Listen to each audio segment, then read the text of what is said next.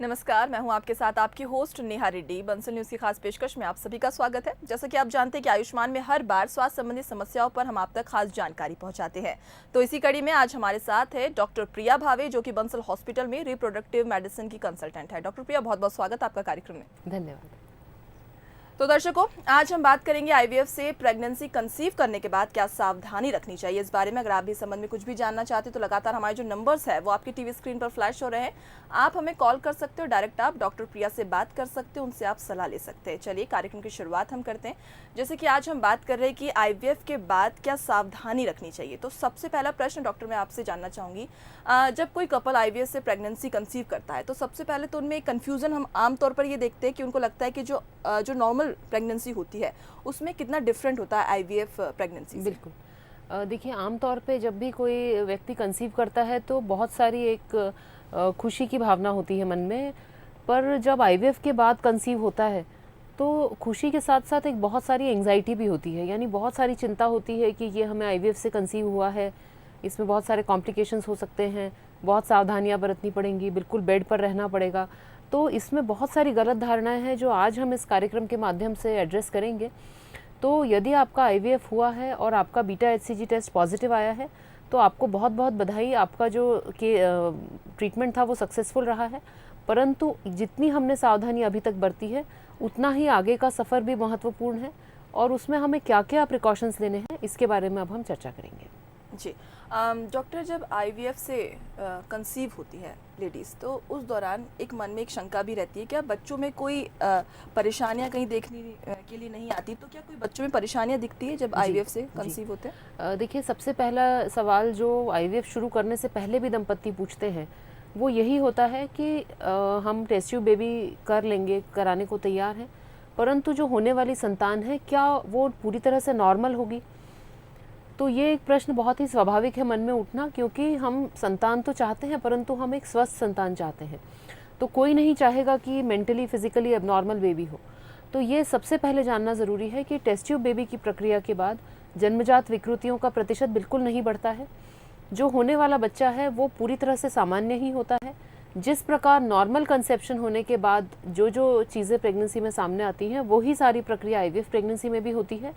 और ऐसा बिल्कुल भी नहीं है कि आईवीएफ कराया है इसलिए बच्चे में कुछ शारीरिक या मानसिक कमजोरी आ गई है, इस बात में कोई भी तथ्य नहीं है। जी डॉक्टर, हम ये भी देखते हैं आमतौर पर लोगों की ये भी धारणा रहती है कि आईवीएफ से अगर प्रेग्नेंट होंगे तो मिसकैरेज का खतरा कहीं ना कहीं बना रहता है, तो ये कहाँ तक सही है? बिल्कुल। देखिए, मिसकैरेज भी एक बहुत ही परेशान करने वाली स्थिति होती है। बहुत मुश्किलों के बाद जब कंसीव होता है तो सबकी ये इच्छा होती है कि प्रेगनेंसी स्मूथली चले और हाथ में हमें स्वस्थ शिशु मिले। कभी कभी मिसकैरेज यानी ये प्रेगनेंसी 2 महीने 3 महीने कभी कभी 5 महीने तक जाके अबॉर्ट हो जाती है, और ये समझ पाना बहुत मुश्किल होता है कि सारे प्रिकॉशंस के बावजूद ऐसा कैसे हो गया। तो सबसे पहले ये जानना आवश्यक है कि यदि कोई पति पत्नी प्रेगनेंसी के लिए ट्राई कर रहे हैं और उन्हें कंसीव होता है तो लगभग 15 से 20% केसेस में मिसकैरेज उसमें भी हो जाता है। यानी ये एक प्रकृति का रूल है कि 15 to 20% मिसकैरेजेस हो ही जाते हैं। इसका कारण ये है कि जब भी कंसेप्शन होता है यानी एम्ब्रियो बनता है तो सारे ही एम्ब्रियोज हेल्दी नहीं रहते। जो अनहेल्दी एम्ब्रियोज रहते हैं प्रकृति उनकी ग्रोथ को स्टॉप कर देती है और मिसकैरेज के रूप में ये स्थिति सामने आती है। अब यदि हमने आईवीएफ किया है तो आईवीएफ में भी मिसकैरेज का जो प्रतिशत है वो 15 से 20% ही है, इससे ज़्यादा नहीं है। यानी कि यदि 100 लोगों का आईवीएफ से प्रेगनेंसी हुई है तो उसमें से 70 से 80% की ही कंटिन्यू होगी। 15 से 20% केसेस में मिसकैरेज की स्थिति बनने की संभावना रहती है, परंतु नेचुरल कंसेप्शन से मिसकैरेज का प्रतिशत ज़्यादा आईवीएफ में बिल्कुल भी नहीं है। नेचुरली कंसेप्शन के बराबर ही जो ये चांसेस हैं आईवीएफ में होते हैं। जी, अगर डॉक्टर मिसकैरेज होता है अगर महिला को, तो कोई परेशानी उस दौरान देखी जाती है? जी, आमतौर पे मिसकैरेज के लक्षण होते हैं कि यदि प्रेगनेंसी टेस्ट पॉजिटिव आ गया है, माहवारी रुक गई है और प्रेगनेंसी के दौरान खास तौर पे पहले 3 महीने के दौरान यदि खून चालू हो जाता है और दवाइयाँ शुरू करने के बाद भी कंट्रोल नहीं होता तो इस स्थिति को मिसकैरेज कहते हैं। जैसा कि हमने जाना, मिसकैरेज अधिकतर केसेस में एबनॉर्मल एम्ब्रियो के कारण होता है। यानी ये एम्ब्रियो क्रोमोसोमली एबनॉर्मल है। यदि ये ग्रो कर जाएगा तो बच्चे में भी क्रोमोसोमल एबनॉर्मेलिटी के चांसेस हैं। तो प्रकृति का एक तरह से नेचर्स क्वालिटी कंट्रोल मैकेनिज्म हम इसे कह सकते हैं कि ऐसे भ्रूण की ग्रोथ प्रकृति स्टॉप कर देती है। मिसकैरेज के स्थिति में आमतौर पे माँ की जान को कोई खतरा नहीं रहता है, परंतु यदि किसी को बहुत अधिक रक्तस्राव हो रहा है तो उसे फ़ौरन डॉक्टर के पास जाना चाहिए। 5 से 10% केसेस में अधिक रक्तस्राव के कारण महिला के स्वास्थ्य को भी खतरा उत्पन्न हो सकता है। जी डॉक्टर, ऐसी महिलाएं जो आईवीएफ के से प्रेग्नेंट होती है तो क्या कुछ स्पेशल मेडिसिन उस दौरान उन्हें दी जाती है? जी बिल्कुल। देखिए हम अपने पिछले कार्यक्रमों में आईवीएफ के बारे में चर्चा करते आए हैं। आईवीएफ के दौरान अंडे बनने के लिए फॉलिकल स्टिमुलेटिंग हार्मोन इंजेक्शन दिया जाता है और एम्ब्रियो ट्रांसफ़र करने के बाद में प्रोजेस्टेरॉन नाम के हार्मोन के कुछ सप्लीमेंट्स दिए जाते हैं। ये सप्लीमेंट्स कुछ डॉक्टर इंजेक्शन के रूप में देते हैं, कुछ टैबलेट्स के रूप में देते हैं और कुछ वेजाइनल टैबलेट्स के फॉर्म में भी ये देते हैं। ये जो प्रोजेस्टेरॉन हार्मोन है, इसका अर्थ प्रो यानी कि फेवर में, जेस्ट यानी कि प्रेगनेंसी, यानी प्रोजेस्टेरॉन हार्मोन का मतलब ही है कि ये प्रेगनेंसी को सपोर्ट करने वाला हार्मोन है। तो जब भी आईवीएफ के बाद प्रेगनेंसी कंसीव होती है तो लगभग 8 से 12 हफ्ते तक यानी 2 से 3 महीने तक प्रोजेस्टेरॉन की मेडिसिन कंटिन्यू की जाती हैं। ये इसलिए कि जो भ्रूण हमने ट्रांसफ़र किया है यूट्रस में वो भली भांति ग्रो हो सके और इसमें ब्लीडिंग या इस तरह की कोई समस्या नहीं बने। तो यदि आपका आईवीएफ हुआ है, आपका टेस्ट पॉजिटिव आया है, तो जो प्रोजेस्टेरॉन के सप्लीमेंट्स चल रहे हैं उन्हें अपने मन से बिल्कुल बंद न करें। उनका जो निर्धारित डोज और निर्धारित समय, इसका पालन करना बहुत बहुत ज़रूरी होता है, क्योंकि प्रेगनेंसी कहीं ना कहीं प्रोजेस्टेरॉन हार्मोन के ऊपर ही डिपेंडेंट रहती है।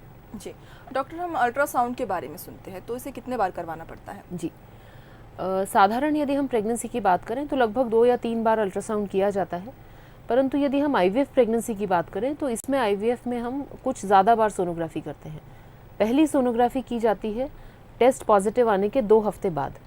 ये जो सोनोग्राफी है, इसमें सुनिश्चित किया जाता है कि हमने जो भ्रूण डाले थे उसमें से कितने भ्रूण इम्प्लांट हो गए हैं, यानी सिंगल प्रेगनेंसी है या ट्विन प्रेगनेंसी है, प्रेगनेंसी में धड़कन आ गई है कि नहीं, और प्रेगनेंसी की ग्रोथ जितना समय है उसके अनुरूप हो रही है कि नहीं। इसके बाद का जो अगली सोनोग्राफी होती है वो 12 हफ्ते में होती है। 12 हफ्ते की सोनोग्राफी बहुत ही ज़्यादा महत्वपूर्ण सोनोग्राफी है। इसे हम NT स्कैन यानी न्यूक्ल ट्रांसलूसेंसी स्कैन भी कहते हैं। कहीं कहीं इसे फर्स्ट ट्राइमेस्टर एनामली स्कैन यानी कि पहले 3 महीने के अंदर बच्चे के अंदर कुछ एबनॉर्मेलिटीज़ तो नहीं है, इसका स्कैन भी कहा जाता है। और ये सोनोग्राफी बहुत ज़्यादा महत्वपूर्ण है क्योंकि पहले गर्भस्थ शिशु के अंदर जो समस्याएं हैं उनका निदान केवल 5वें महीने की सोनोग्राफी में होता था। अब हम तीसरे महीने में ही 80% बच्चे के अंदर होने वाले प्रॉब्लम्स को हम डायग्नोस कर सकते हैं। तो चाहे नॉर्मली कंसीव किया हो या आईवीएफ के बाद 12 हफ्ते की सोनोग्राफी बहुत महत्वपूर्ण है और इसे बिल्कुल मिस नहीं करना चाहिए। जी डॉक्टर, जो डाउन सिंड्रोम और क्रोमोसोमल प्रॉब्लम्स होती है, क्या इसके बारे में पता चल सकता है? बिल्कुल। जैसा हमने चर्चा की थी, हर कपल का जो सपना होता है वो केवल संतान नहीं होता, एक स्वस्थ संतान होता है। और ये भी बात सही है कि हम बच्चे में होने वाली सारी समस्याओं का निदान तो नहीं कर सकते, परंतु कुछ समस्याएं हैं जैसे कि डाउन सिंड्रोम। डाउन सिंड्रोम एक क्रोमोसोमल एबनॉर्मेलिटी है। ये एक जन्मजात प्रॉब्लम है। इसमें जो 21 नंबर का क्रोमोसोम होता है वो 2 की बजाय 3 होता है। इसीलिए इसे साइंटिफिक भाषा में ट्राइसोमी 21 यानी 21 क्रोमोसोम 2 की बजाय 3 जिन बच्चों में होते हैं उन्हें डाउन सिंड्रोम होता है। डाउन सिंड्रोम एक मेंटल रिटार्डेशन का बहुत बड़ा कारण है हमारे देश में, परंतु लगभग 80% डाउन सिंड्रोम के केसेस प्रेगनेंसी में ही डायग्नोस किए जा सकते हैं। और उन्हें डायग्नोस करने का तरीका होता है जो हमने अभी चर्चा करी, NT स्कैन। और NT स्कैन को जोड़ के हम एक टेस्ट करते हैं जिसे डबल मार्कर टेस्ट कहा जाता है। कुछ 5-10 साल पहले एक ट्रिपल टेस्ट प्रचलन में था जो कि 5 महीने में किया जाता था, परंतु जाहिर सी बात है कि यदि डाउन सिंड्रोम है तो जितनी जल्दी डायग्नोस हो जाएगा उतना अच्छा रहेगा पेरेंट्स के लिए। तो अब ये टेस्ट 5 महीने में न होके तीसरे महीने में ही हो सकता है। तो सारे वो माताएं जो गर्भवती हैं 12 हफ्ते का सोनोग्राफी और डबल मार्कर टेस्ट ज़रूर कराएं। इससे होने वाले शिशु में कोई क्रोमोसोमल एबनॉर्मेलिटी, डाउन सिंड्रोम तो नहीं है, इसका हम पहले ही पता लगा सकते हैं। जी डॉक्टर, हमारे साथ कॉलर जुड़े हैं, राहुल जुड़े हैं इंदौर से। बहुत बहुत स्वागत है राहुल आपका। Thank you ma'am. जी, क्या जानना चाहते हैं आप? मैं ये जानना चाहता हूँ कि आईवीएफ में सक्सेस परसेंटेज कितना रहता है? जी यदि हम रफली बात करें, एवरेज सक्सेस रेट की बात करें, तो लगभग 50% कपल्स जो है वो एक साइकिल आईवीएफ के बाद कंसीव कर लेते हैं। परंतु ये जो सक्सेस रेट है ये सारे कपल्स के लिए एक जैसा नहीं हो सकता। ये सक्सेस रेट डिपेंड करता है महिला की आयु, क्या कारण है जिसके कारण संतानहीनता हुई है, और वो कारण कितना सिवियर है, और साथ ही महिला के ओवेरियन रिजर्व यानी AMH की वैल्यू के ऊपर। तो यदि महिला की आयु 35 वर्ष से कम है, ओवरी का रिजर्व अच्छा है, तो ये सक्सेस का प्रतिशत 50-55% भी हो सकता है। वो महिलाएं जिनकी उम्र 45 साल से ऊपर है या इवन 37 ईयर्स के ऊपर है, जिनका AMH का स्तर कम है, जिनके शुक्राणु में बहुत सीवियर प्रॉब्लम है, उन केसेस में ये सक्सेस का प्रतिशत 15 से 20% भी हो सकता है। तो रफली यदि हम बात करें तो एक साइकिल में 50% है। यदि कपल 2 या 3 बार चांस लेते हैं तो लगभग 80 to 90% कपल्स जो हैं वो 3 साइकिल IVF में कंसीव हो ही जाते हैं। जी डॉक्टर, सावधानी रखनी बेहद ज़रूरी होती है, इस बारे में जागरूक और अवेयरनेस भी ज़रूरी है। तो जब IVF का ट्रीटमेंट जो महिलाएं कराती है तो उससे पहले की सावधानी क्या होती है और उसके बाद की सावधानी क्या होती है? देखिए, यदि हम IVF कराने के पहले की सावधानी की बात करें तो उस समय हम ट्रीटमेंट में जाने वाले होते हैं। तो सबसे पहले जो सावधानी बरतनी है वो ये है कि अपने डॉक्टर का और सेंटर का चुनाव जो है वो सोच समझ के करें। सेंटर का चुनाव करने में हम अक्सर ऐसा सोचते हैं कि जो सेंटर हमारे घर के पास है, हमारे ही शहर में है, वहाँ हम जाके ये प्रोसीजर करा लें। ये तो महत्वपूर्ण है ही, परंतु इससे भी ज़्यादा महत्वपूर्ण है कि उस सेंटर का सक्सेस का प्रतिशत कितना है, वहाँ काम करने वाले जो सारे लोग हैं क्या वो क्वालिफाइड हैं, क्या एक पूरी टीम है या एक ही डॉक्टर सारे काम करता है। तो ये सारी चीज़ें देखकर चुनाव जो सेंटर का है वो सही करें। दूसरा, अपनी जो प्रॉब्लम है उसके बारे में अधिक से अधिक जानकारी लें। अब जानकारी हमारे फिंगर टिप्स पर है। जानकारी के जो स्रोत हैं वो बहुत महत्वपूर्ण हैं और इसे ठीक से चुनें। यदि आपके कोई पड़ोसी हैं, फ्रेंड्स हैं जो चिकित्सकीय बैकग्राउंड से नहीं है, तो उनसे जो आप जानकारी लेंगे ज़रूरी नहीं कि वो सही हो। तो यदि आप IVF कराने जा रहे हैं तो साइंटिफिक जानकारी अपने डॉक्टर से चर्चा करके इंटरनेट के माध्यम से लें, जिससे आपकी बीमारी के बारे में आपको पूरी जानकारी हो। दूसरा, जो डॉक्टर ने आपको इंस्ट्रक्शंस दिए हैं, जितनी बार बुलाया है, उसमें बिल्कुल कोताही मत बरतिए। IVF के ट्रीटमेंट में कई बार डॉक्टर के पास जाना पड़ता है, डॉक्टर के क्लिनिक में कई घंटे वेट करना पड़ता है, हमें अपनी नौकरी चाकरी घर के कामों से अलग होकर ये सारा ट्रीटमेंट करना पड़ता है। परंतु ये ध्यान रखिए कि इसको स्टार्ट कराने के पहले अपने आप में पेशेंस कल्टिवेट करिए। वेट करने की जो स्थिति है उसमें परेशान मत होइए, और जो भी दवाइयाँ जिस डोज में बताई गई हैं उसे बिल्कुल समय पर नियम के साथ में लीजिए। ये सारे यदि हम प्रिकॉशंस लेते हैं तो हमारा सक्सेस का प्रतिशत तो बढ़ता है ही, साथ ही हमारा जो कॉन्फिडेंस है वो भी बढ़ता है, क्योंकि हम सारे इंस्ट्रक्शन समय पर फॉलो कर रहे हैं, हम पूरा ट्रीटमेंट जो है वो बराबर समझ रहे हैं। बाद की जो सावधानियाँ हैं, यदि साइकिल पॉजिटिव हो गया है तो डॉक्टर की बताई हुई प्रोजेस्टेरॉन मेडिसिन स्टॉप ना करें। प्रेगनेंसी के दौरान बाहर खान पान से बचें। अल्कोहल का यूज़ बिल्कुल भी ना करें यदि आपको कंसीव हुआ है तो। टोबैको का यूज़ स्वयं भी ना करें, और यदि आपके आसपास कोई स्मोकिंग करता है यानी पैसिव स्मोकिंग से भी आपको बचना इस दौरान बहुत बहुत ज़रूरी है। जी डॉक्टर, जब भी ट्रीटमेंट की बात आती है तो मन में एक ख्याल आता है कि बेड रेस्ट की ज़रूरत पड़ेगी। तो आजकल हम देखते हैं कि महिलाएं कामकाजी हो चुकी है, तो क्या ज़रूरी है अगर IVF का ट्रीटमेंट होता है तो महिला को बेड रेस्ट करना पड़े? क्योंकि हम ये भी चीज़ देखते हैं कि महिला, ये सुनने में आता है कि 1 या 2 महीने का बेड रेस्ट करना है क्योंकि ट्रीटमेंट चल रहा है। तो इस बारे में आप क्या बताएंगे? जी, ये बहुत ही अच्छा सवाल है और इसके बारे में हम लगातार चर्चा करते आए हैं, फिर भी कहीं ना कहीं ये धारणा अभी भी बहुत गहरी बैठ करे हुए है सबके मन में। देखिए, जब भी हम IVF का प्रोसीजर करते हैं तो ये नेचुरली कंसीव करने के जैसा ही होता है। तो ये ज़रूर सच है कि हमें स्ट्रेनियस एक्टिविटीज़, बेकार की भागदौड़ से तो बचना है, परंतु हमें अपने नियमित जो काम हमारे रोज़मर्रा के हैं वो हमें करते रहने हैं। यदि हम बेड रेस्ट करते हैं तो हमारे जो बॉडी में खून का प्रवाह होता है, जो ब्लड सर्कुलेशन होता है, वो स्लो हो जाता है। साथ ही IVF में हम कुछ ऐसी मेडिसिन देते हैं जो बॉडी की क्लॉटिंग की टेंडेंसी बढ़ाती हैं। तो यदि कोई महिला बेड रेस्ट करती है तो बल्कि उसके सीरियस दुष्परिणाम यानी कि थ्रोम्बोएम्बोलिज्म, ब्लड क्लॉटिंग होना, ये क्लॉट फेफड़ों में चला जाना, इस तरह के भी दुष्परिणाम हो सकते हैं और रिजल्ट में कोई भी बढ़ोतरी नहीं होगी। तो यदि आपका IVF हुआ है तो बेड रेस्ट की आपको बिल्कुल आवश्यकता नहीं है। आप अपने रोज़मर्रा के काम, अपनी जॉब बिल्कुल कर सकते हैं। यदि आपके जॉब में बहुत लंबे खड़े होने का काम है या दौड़ भाग है या स्ट्रेनियस है या बहुत लंबा आप कम्यूट करके जाती हैं, तब आप ज़रूर छुट्टी ले सकती हैं, परंतु छुट्टी लेकर भी घर पर बेड पर मत रहिए, अपने दैनिक कामकाज नॉर्मल की तरह ही करते रहिए। जी, मतलब लाइफस्टाइल में ज़्यादा चेंज की ज़रूरत नहीं है, बस आपको एक्टिव ज़रूर रहना है इस दौरान। बिल्कुल। डॉक्टर, हम ये भी चीज़ सुनते हैं कि जो आईवीएफ के बाद जो डिलीवरी होती है वो सिजेरियन होती है, तो ये कहाँ तक सही है? जी, ये भी एक धारणा है कि अब चूँकि आईवीएफ से कंसीव हो गया है, नॉर्मली कंसीव नहीं हुआ है, तो डिलीवरी भी अब नॉर्मल नहीं हो सकती, ऑपरेशन से ही होगी। ये भी बिल्कुल सच नहीं है। कई महिलाएं जिनका आईवीएफ से कंसीव हुआ है, उनकी नॉर्मल डिलीवरी भी हो सकती है। ऐसा कोई रूल नहीं है कि यदि आईवीएफ हुआ है तो डिलीवरी ऑपरेशन से ही होगी। हाँ, यदि 9 महीने में ऐसी कोई स्थिति बनी है कि बच्चा उल्टा है या ट्विन बेबीज़ हैं, आवल नीचे है, यानी कि जो साधारण प्रेगनेंसी में जो जटिलताएं आती हैं, यदि ऐसी कोई जटिलता देखने में आती है तो डॉक्टर ज़रूर सिजेरियन कर सकते हैं, नहीं तो नॉर्मल डिलीवरी बिल्कुल हो सकती है आईवीएफ के पेशेंट्स में भी।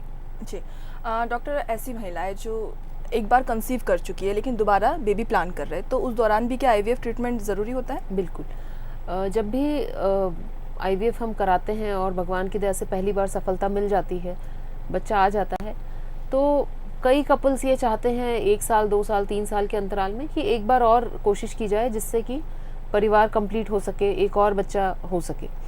अब क्या ये अपने आप कंसीव हो सकता है या आईवीएफ ही होगा, इसके लिए ये देखना ज़रूरी है कि पहली बार आईवीएफ क्यों किया गया था। यदि पहली बार आईवीएफ करने का कारण शुक्राणु नील होना या दोनों तरफ की ट्यूब्स ब्लॉक होना था, तो जाहिर सी बात है कि ये 2 या 3 साल बाद भी ये कारण तो रहेगा, ये बदलेगा नहीं।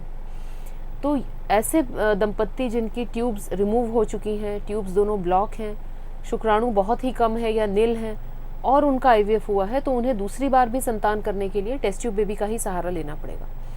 यदि उनके पहली बार कुछ भ्रूण बचे हुए हैं, क्रायो प्रिजर्व यानी कि हमने फ्रीज करके रखे हुए हैं, उस केस में फ्रोजन एम्ब्रियो ट्रांसफ़र के द्वारा 25 से 30 हज़ार में ही वो सेकंड चांस ले सकते हैं।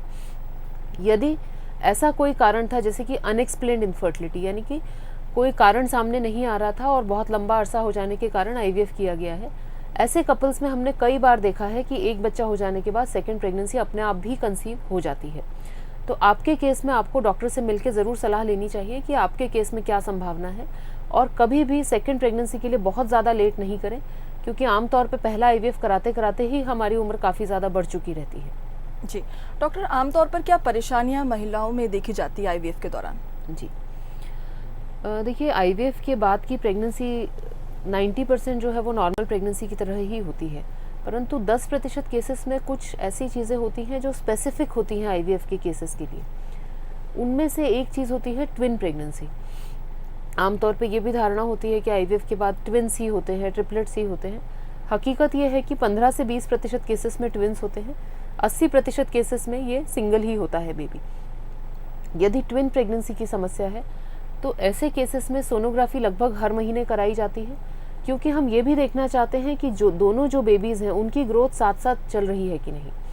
कभी कभी एक ट्विन की ग्रोथ पीछे रह जाती है, एक की आगे हो जाती है, इसे डिस्कॉर्डेंट ग्रोथ कहा जाता है। ऐसे केसेस में कुछ खास इंटरवेंशंस है जो किए जाते हैं।